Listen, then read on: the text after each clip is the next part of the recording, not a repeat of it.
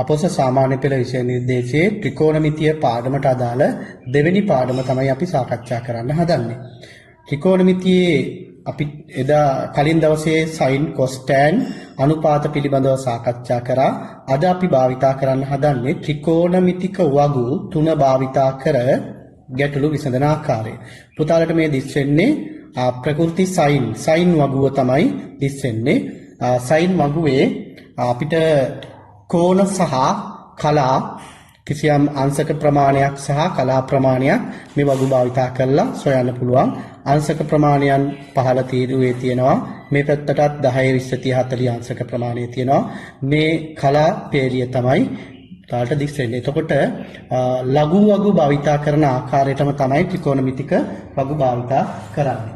දැන් එහෙමනම් අපි බලමු ත්‍රිකෝණමිති වගු භාවිතා කරලා sin වගුව භාවිතා කරන ආකාරය. දැන් අපිට දරුවනේ sin අංශක 25යි කලා 40 සොයන්න තියෙන්නේ. sin අංශක 25යි කලා 40. අපි 25 තීරුව උදාහරණට පේනවා රතු පාටින් 25 තීරුවේ සහ 40 පේලියේ. තීරුවෙන් 25 ගන්නවා උඩ 40 ගන්නවා.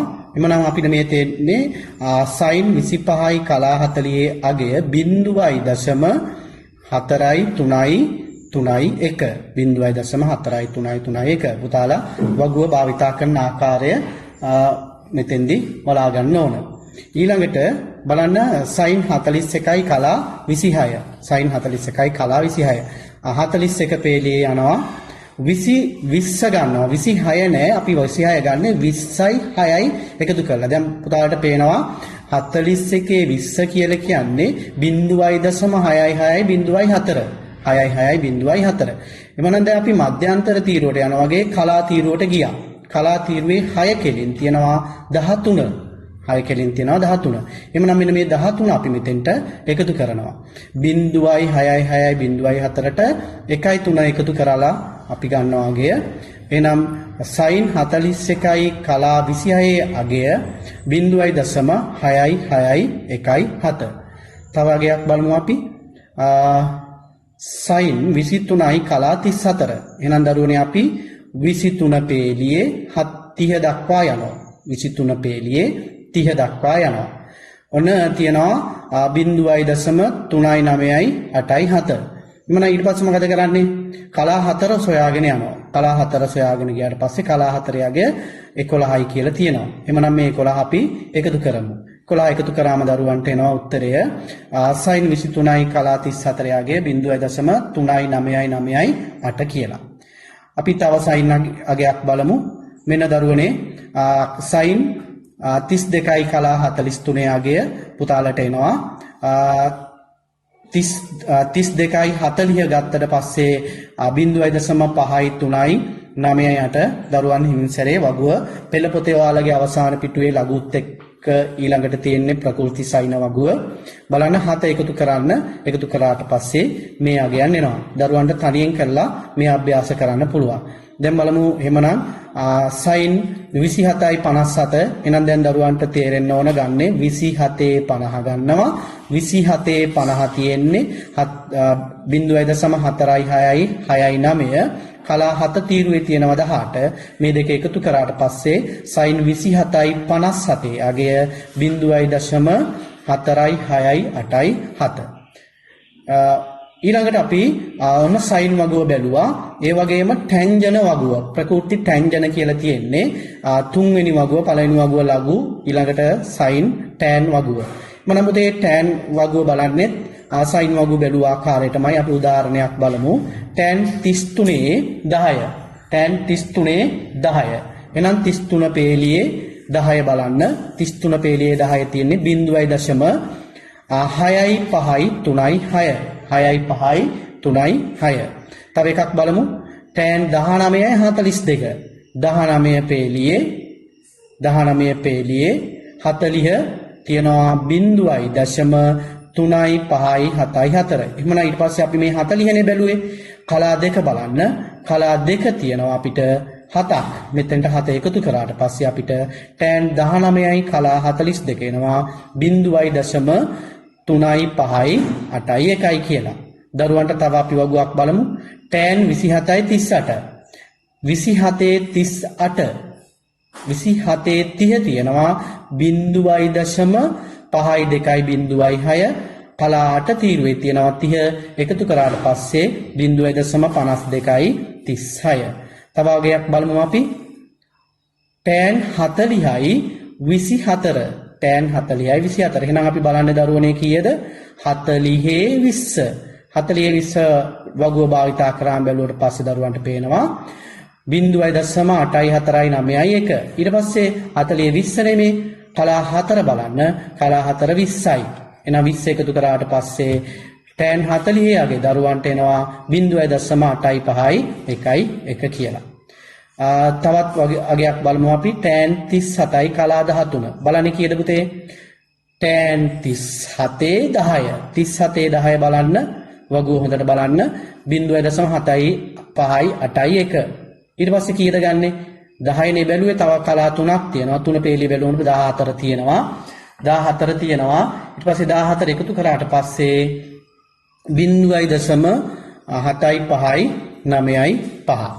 ඔන්න අපි sin වගුව සහ tan වගුව බැලුවා. එහෙනම් අපි cosine වගුව බලන්න හදන්නේ. cosine වගුව තියෙන්නේ sin වගුවේ යට. sin වගුවේ යට ඉඳලා තමයි cos වගුව බලන්නේ. බලන්න පොතේ sin වගුවේ යට තියෙනවා ප්‍රකෘති cosine කියලා. එතකොට අපි මේ උදාහරණයකින් බලමු cos අංශක 40යි කලා 20 බලන හැටි. 40යි කලා 20 බලන්න දකුණු කෙළවරේ ඉඳලා අපි යන්නේ. sin සහ tan මෙතන මේ කෙළවරේ ඉඳලා ගියේ. මේ කෙළවරේ ඉඳලා කියවම් කෙළවරේ ඉඳලා මේ පැත්තට ආවේ. දැන් අපි දකුණු කෙළවරේ ඉඳලා වම් පැත්තට සහ යට සිට ඉහළට තමයි ගමන් කරන්නේ. බලන්න 40යි 20 එහෙනම් 20 ඔන්න අපි ගත්තා. 40යි 20 කියලා කියන්නේ 0.7යි 6යි 3යි 2යි 3. එහෙමනම් පුතේ ඔන්න තව වගයක් අපි බලමු. 40යි 30 cos අංශක 40යි කලා 30. බලන්න දකුණු පැත්තේ ඉඳලා 30 සොයාගෙන යනවා. 30 සොයාගෙන යනවා. ඔන්න දකුණු පැත්තෙන් වම් පැත්තට ගියා යට ඉඳලා උඩට ආවා. එහෙනම් අගය කීයද? 0.76යි 4. ඔන්න දැන් cos අගයන් දෙකක් අපි ගත්තා. අපි මේ දෙක සංසන්දනය කරමු. cos 40යි කලා 20 අගය 0.76යි 23. cos 40යි 30 අගය 0.76යි 0.4. අපි මේ පහසුවට තමයි මේ 76යි 0.4 කියලා කියන්නේ. දශම කීමේදී ලිවීමේදී ඉලක්කම භාවිතා කරන්න ඕන බව පුතාලා දන්නවා. එහෙමනම් අපි බලන්න 20 අගය කලා 30 අගයට වඩා අඩු වෙලා තියෙනවා. අපි හදන්නේ මේ කලා 24 අගය සොයන්න. 0. cos අංශක 40යි කලා 24 අගය හොයන්න හදන්නේ. 24 අගය අනිවාර්යයෙන්ම මොකද්ද වෙන්න ඕන? 0.76 2යි 3ට වඩා අඩු වෙන්න ඕන.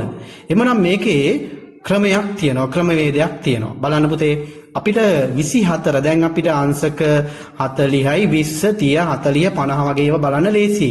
ඊ අතරමැදි ඒවා බලන්න තමයි මේ ක්‍රමය භාවිතා කරන්නේ. අපි 40යි 20 අගය කීයද? 0.76යි 3යි 2. 40යි 20 අගය 20 අගය මෙතන 30 අගය උඩට ගියේ 20 අගයෙන් උඩට යන්න ආලා මෙතන වැරද්දක් තියෙනවා. 0.76යි 3යි 2 තමයි 20 අගය. දැන් අපිට 20 අගය නෙමෙයිනේ ඕනේ 24. 24 හොයන්න අපි මෙන්න මේ තීරුවෙන් 4 හොයාගෙන එනවා. බලන්න 4 හොයාගෙන 4 පෙළියෙන් තියෙන 8. එhmenan 8 මෙතනින් ලියන්න අඩු කරන්න ඕන. cos වල විශේෂත්වය තමයි අගය අඩු කිරීම. අඩු කරාට පස්සේ එනවා 0.761යි 5. තව ගැටලුවක් බලමු අපි. මෙන්න අංශක 53යි කලා 47. cos අංශක 53යි කලා 40. පුතාලා බලනවා 53 40. 53 40. 53 40 අගේ 0.59යි 2යි 5. ඊළඟට එනම් කීයද ගන්නෙ? කලා 7. කලා 7 තියෙනවා 16. 16 නම් මොකද්ද දරුවනේ කරන්නේ? අඩු කරන්න. අඩු කරාට පස්සේ 5න් 6ක් 9යි, එකෙන් එකක් 0යි 9යි 5යි. එhmenan දරුවනේ අඩු කරාට පස්සේ උත්තර එනවා 53යි 40 අගය 0.5යි 9යි 0.9 කියලා. එhmenan sin සහ tan බලනවට වඩා cos අගය බැලීම වෙනස්. දැන් අපි මේ හෙව්වේ සයින් සහ කොස් අගයන් වලට අදාළව tan අගයන් වලට අදාළව සංඛ්‍යාත්මක අගයන් ලබා ගැනීම තමයි කරේ. දැන් අපි බලන්නේ මේ සංඛ්‍යාත්මක අගයන් වලට අදාළ කෝණය සෙවීම. ලඝු බලනවා ප්‍රතිලඝු බලනවා වගේ තමයි මේකේ අනුපාතය දීලා තියෙනවා. ඊට අදාළ කෝණය ලබා ගන්න. බලන්න පුතේ අපිට sin θ සමානයි 0.67119 තියෙන්නේ කොහෙද? බලන්න මේ වගුවේ අර ප්‍රතිලඝු බලනවා වගේම තියෙන්නේ කොහෙද කියලා. මෙන්න තියෙනවා. තියෙනවා 0.0 හරියටම මේ අගේ නෑ. ඊට එම අගේට හෝ ඊට අඩු අගේ ගන්නේ 67.13 තියෙන්නේ 42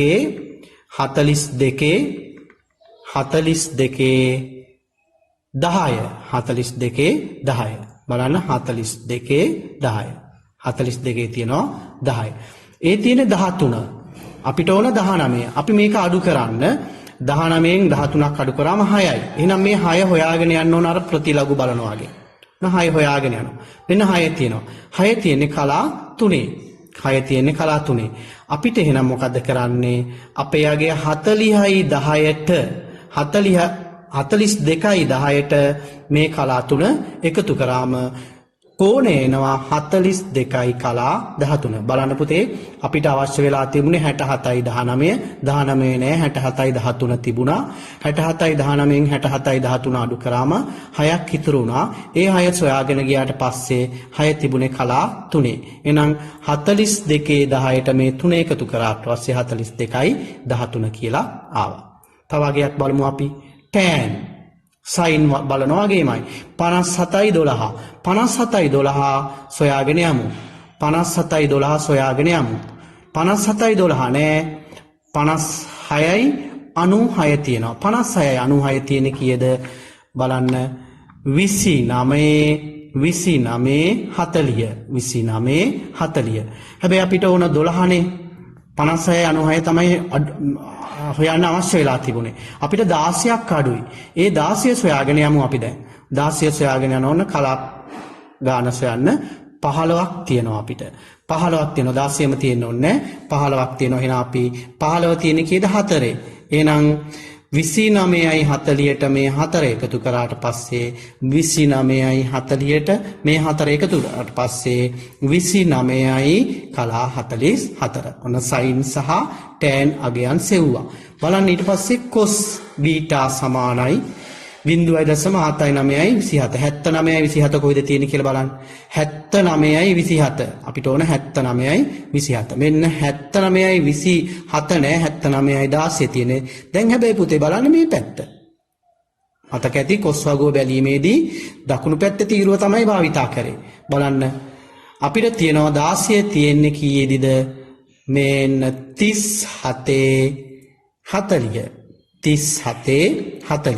37 මෙන්න 79යි 27න් 79 16ක් අඩු කරාම 11ක් මදි. අපි 11 හොයාගෙන යන්න. 11 තියෙන්නේ උඩින් නෙමෙයි දැන් ගන්නෙ යටින්. 6 තීරුවේ තියෙන්නේ. එහෙනම් මෙන්න මේ 37යි 40න් මේ 6 අඩු කරන්න ඕන. 37යි 40න් 6 අඩු කරන්න ඕන. කොස් වලීමේදී අඩු කරන්න ඕන. අඩු කරාට පස්සේ අපිට එනවා 37යි 34 කියලා. බීටාගේ අගය කොස් බීටාගේ අගය අංශක 37යි කලා 34. ඔන්න දරුවනේ පැහැදිලි වෙන්න ඕන කෝණයට අනුරූප අනුපාතයට අනුරූප කෝණය ලබා ගන්න ආකාරය. අපි බලමු දැන් මේ ආශ්‍රිත ගැටලු හදන්න. දැන් මෙන්න මේ අපි වගු තුන භාවිතා කරේ ගිය සතියේ දරුවන්ට මතකයි අපි භාවිතා කරේ අංශක 30 60 45 කියන අගයන් තුනට විතරයි වගුව මතක තියාගෙන අගේ සෙව්වේ. නමුත් අපිට අද දිනේ වගු භාවිතා කර ඕනම අගයක් සොයන්න පුළුවන්. එහෙනම් අපි බලමු මේ ගැටලුව විසඳීම සඳහා අපි දාන්නේ sin අනුපාතයේද cos අනුපාතයේද tan අනුපාතයේද කියලා. මෙන්න කෝණය කෝණයට අනුරූප පාද හඳුනා ගමු. ඉස්සරහා තියෙන සම්මුඛ පාදයේ දීලා තියෙනවා කර්ණය. එහෙනම් සයන්න සහ කයන්න කියන්නේ සක. සම්මුඛ පාදයේ බෙදීම කර්ණය sin. sin 37යි 23. sin 37යි 23. sin 27යි 33 කියන්නේ සම්මුඛ පාදයේ තමයි හොයන්න තියෙන්නේ BC කර්ණය 10යි. BC බෙදීම 10. එවනම් පුතේ අපි මේකේ අගය දැන් අන්න වගුව භාවිතා කරලා හොයමු. 37යි 23 අගය. 37යි 23 අගය 37 20 බලලා කලා 3 එකතු කරාට පස්සේ 0.6යි 0.7යි 2යි කියලා එනවා. BC බෙදීම 10. අපි දැන් හරස් ගුණිතය කරමු. ಗುಣ කරන්න 10න් හරස් ගුණිතය කරාම වම් පැත්තට යනවා ಗುಣ කරනවා 10න්. එතකොට අපිට එනවා 10න් ಗುಣ කිරීමේදී දශම එකක් පිටිපස්සට එනවා. එකක් පිටිපස්සට එනවා 6.07යි 2. අන බලන්න පුතේ අපි ත්‍රිකෝණමිතික ගැටලු විසඳීම සඳහා අපිට දැන් ඕනම අගයක වගු භාවිතා කරලා සොයන්න පුළුවන්. තවත් ගැටලුවක් බලන්න. අපි ආසන්න පළමු දශම ස්ථානට මේක වැටීම කරා. පළමු දශම ස්ථානයේ දෙවෙනි දශම ස්ථානයේ 7 නිසා බිංදුවට එකක් එකතු කරාට පස්සේ 6.1. right. අපි බලමු තවත් ගැටලුවක්. දැන් බලන්න මේ අපිට හොයන්න ඕන PQ පාදය. PQ. එහෙනම් PQ කියන්නේ මේ 40යි 37ට ඉදිරියෙන් තියෙන සම්මුඛ පාදය. එහෙනම් මෙන්න බද්ධ පාදය මේ කර්ණයනේ මේ PQ PR පාදය. එහෙනම් මේ සා බා සා සම්මුඛ පාදය බද්ධ පාදය. සබ සක බක සබ කියන්නේ tan. tan කියන්නේ සම්මුඛ පාදය බෙදීම බද්ධ පාදය. සම්මුඛ පාදය අපි දන්නේ සම්මුඛ පාදය PQ බද්ධ පාදය 12යි. එහෙනම් පුතේ අපි දැන් tan වගුව දැන් පුතාලා මේක හරියට කරන්න ඕන.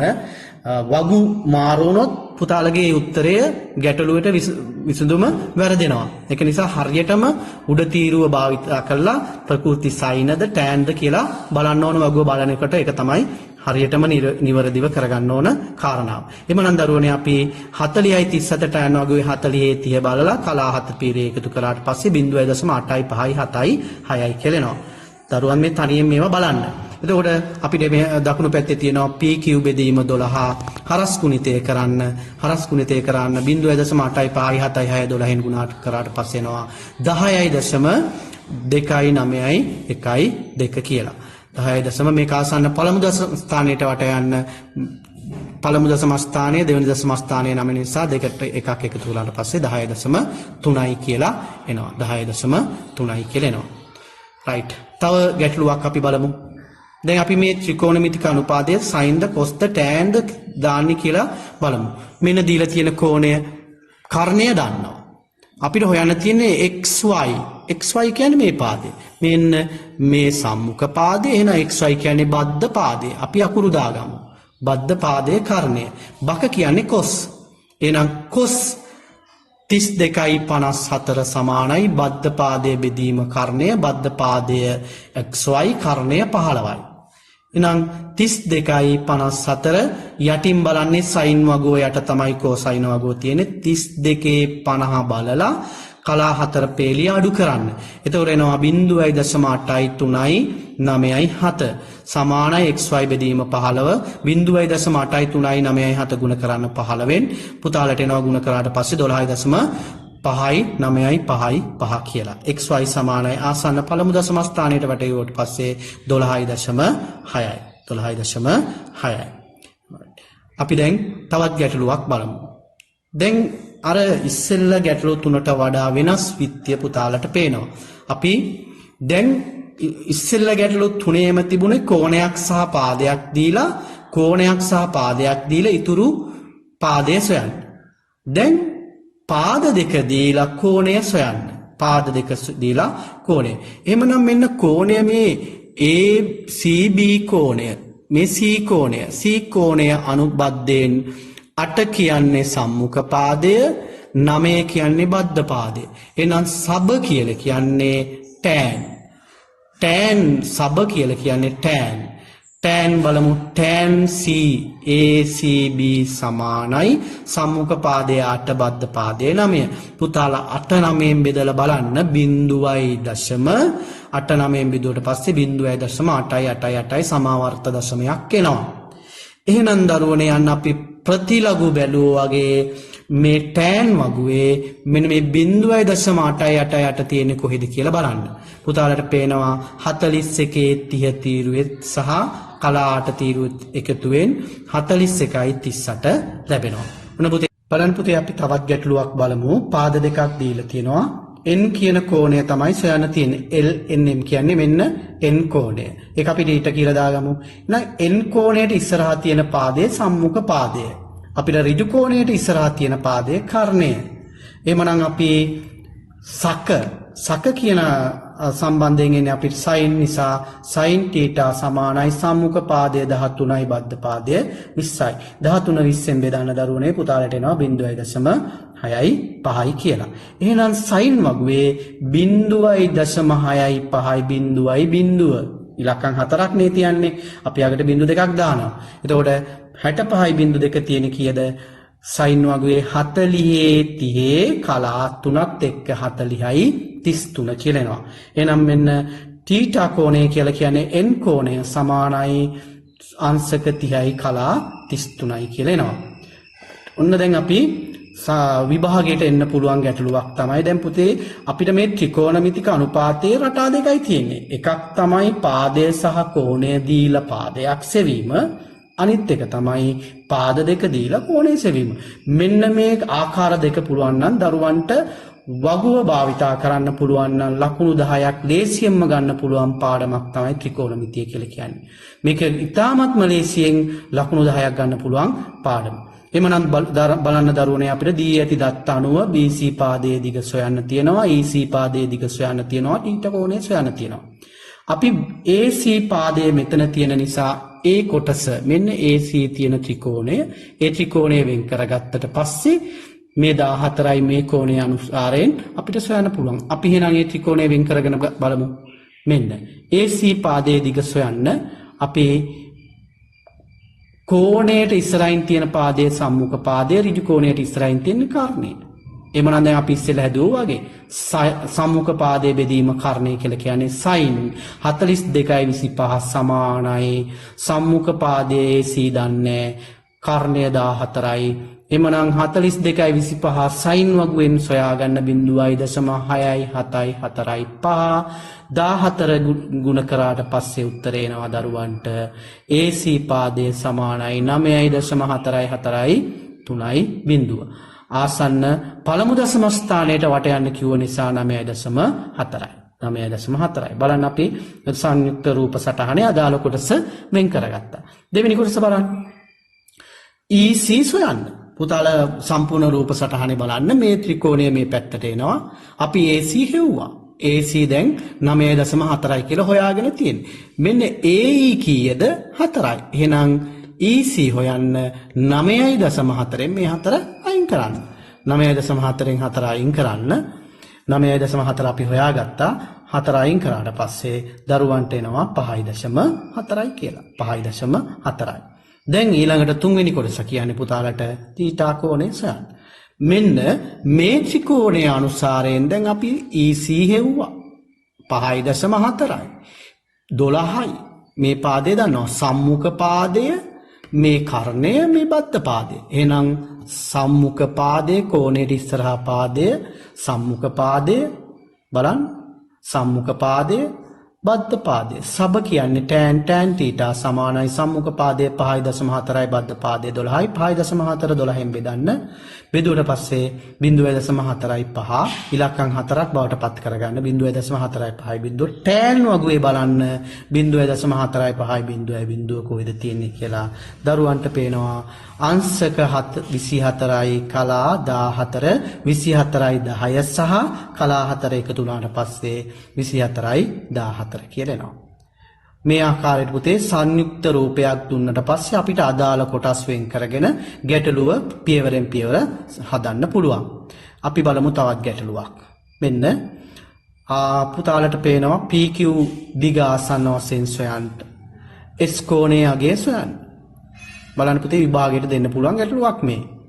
අපි එහෙමනම් PQ සෙවීම සඳහා PQ අදාළ වෙන්නේ මෙන්න මේ PQR ත්‍රිකෝණයේ PQ දන්නේ 9 දන්නවා කෝණය දන්නවා. එමනම් සබ බලන්න වෙන් කරගෙන සබ කියන්නේ tan තමයි මේකට භාවිතා කරන්න වෙන්නේ. අපිට අදාළ ත්‍රිකෝණය වෙන් කරගමු. 34යි කලා 52 ඉස්සරහා තියෙන සම්මුඛ පාදය 9 කියන්නේ බද්ධ පාදය tan 34යි 52 සමානයි සම්මුඛ පාදයේ PQ බෙදීම බද්ධ පාදයේ 9 34යි tan වගේ හරියට 34යි 52 බලන්න 52 තියෙනවා 69යි 68 කියලා pq බෙදීම 9 9න් ගුණ කරන හරස් ගුණිතය 9න් ගුණ කරාට පස්සේ pq සමානයි දරුවන්ට එනවා 6.2යි 7යි 1යි 2 කියලා.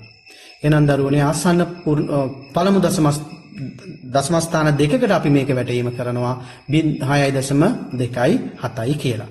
දැන් ඊළඟට අපිට තියෙන්නේ කෝණය සොයන්න. මෙන්න කෝණය. අපි දැන් pq පාදය සොයාගත්තා. කෝණය සොයන්න උන් අපි මැද ත්‍රිකෝණ කොට සයින් කරා. දැන් හොයන්න කියන්නේ අපිට මෙන්න මේ කෝණය. එහෙනම් පාද දෙකක් දීලා කෝණය අහනවා. අපි බලන කෝණයට ඉස්සරහින් තියෙන සම්මුඛ පාදය 17 කියන්නේ කර්ණ පාදය. සක කියලා කියන්නේ සම්මුඛ පාදය 6.2යි 7යි කර්ණය 17යි බෙදන්න. මේක දීර්ඝ බෙදීමේ ක්‍රමයෙන් දශම ඉවත් කරගෙන බෙදන්න. බෙදුවට පස්සේ දරුවන්ට එනවා 0.3යි 6යි 8යි 8 කියලා.